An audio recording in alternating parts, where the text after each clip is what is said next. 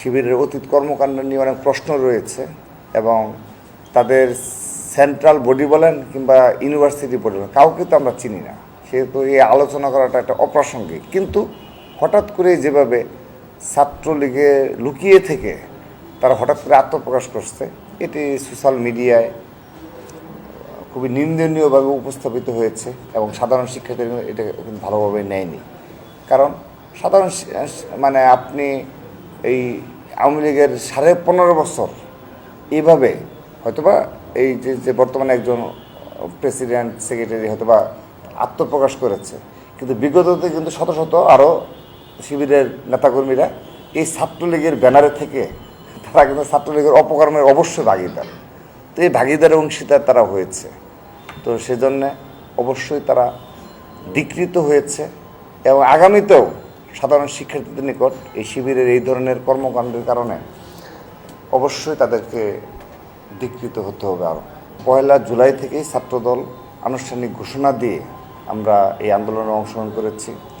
আমরা বলেছিলাম আমাদের কোনো সাংগঠনিক কোনো তৎপরতা থাকবে না, কিন্তু এই ফ্যাসিস্টদের রক্তচক্ষুকে উপেক্ষা করে এবং বিশেষ করে গোয়েন্দা সংস্থাদের সম্মুখেই আমরা সেই ঘোষণা দিয়েছিলাম যে ছাত্রদল আজ থেকে সাধারণ শিক্ষার্থীদের পাশে এই কোটা বিরোধী আন্দোলনে সর্বাত্মকভাবে অংশগ্রহণ করবে। কিন্তু অপরপক্ষে লক্ষ্য করে দেখুন, এরকম সমন্বয়ক হিসাবে থাকুক অল্প কিছু, হয়তো তারা অল্প কিছুভাবে আন্দোলনে ছিল, কিন্তু আমি ব্যক্তিগতভাবে মনে করি সর্বশেষ এই তারা যেভাবে কৃতিত্ব দাবি করছে, বিশেষ করে জামাতের আমির এবং শিবিরের নেতৃবৃন্দ কিংবা সোশ্যাল মিডিয়ায় ফেক আইডি খুলে যেভাবে শিবিরের তৎপরতা চালায়, মানে সব কিছুই একটা গোপন গোপন ভাব আর কি। তো যেভাবে আপনি তৎপরতা চালিয়ে এই বৈষম্যবিরোধী ছাত্র আন্দোলনের কৃতিত্বটা তারা দাবি করে যে এই আন্দোলনে তাদের অন্যতম অংশীদার, এটি খুবই নিন্দনীয়। এটা আমি আমার ব্যক্তিগত পক্ষ থেকে তাদেরকে নিন্দা জানাচ্ছি। এই বিষয়ে এই ধরনের কর্মকাণ্ডে আমি নিন্দা জানাচ্ছি। আপনি লক্ষ্য করে দেখুন, আমরা আমাদের যারা শহীদ হয়েছে তাদের তালিকা প্রকাশ করেছি। ছাত্রদলের পক্ষ থেকে কিন্তু আনুষ্ঠানিকভাবে আমাদের কতজন শহীদ হয়ে তালিকা প্রকাশ করেছি, কত হাজার আহত হয়েছে আমরা সেটাও কিন্তু সোশ্যাল মিডিয়ার মাধ্যমে আমরা মিডিয়াকে নিয়ে গিয়ে পঙ্গু হাসপাতালে, ঢাকা মেডিকেল কলেজে, পিজি হাসপাতালে, আমরা পঙ্গু হাসপাতালে এই পর্যন্ত 4 বার শুধু ছাত্রদলের পক্ষ থেকে আমরা আর্থিক সহযোগিতার কথা করেছি এবং প্রতিবারই কিন্তু মিডিয়া ছিল আমাদের সাথে।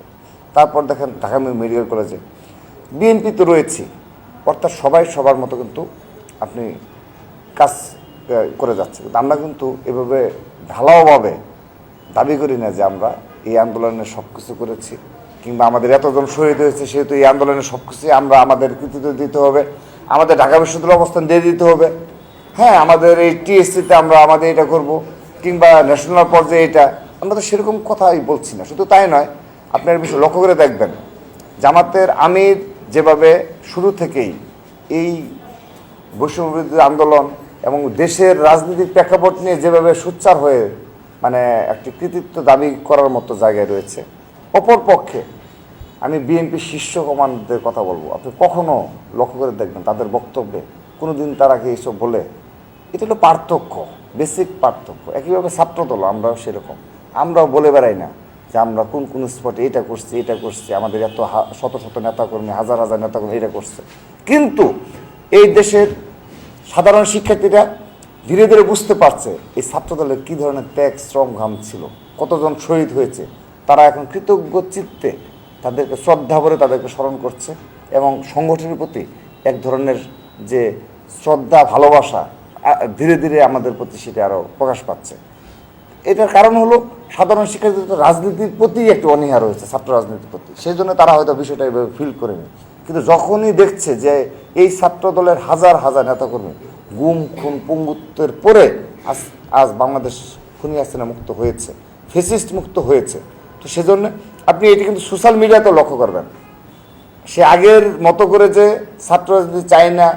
এবং আমি বলবো যারা গোপন তৎপরতা চালায় এবং ছাত্রলীগের যারা সাবেক নেতৃবৃন্দ, তারা যেভাবে একটা আমাদের সোশ্যাল মিডিয়াতে যে ছাত্রলীগ ছাত্রদল একটা হাইপ তুলেছিল, একটা প্রচারণা করেছিল, সাধারণ শিক্ষার্থীরা কিন্তু এই প্রচারণা বিভ্রান্ত হয়নি।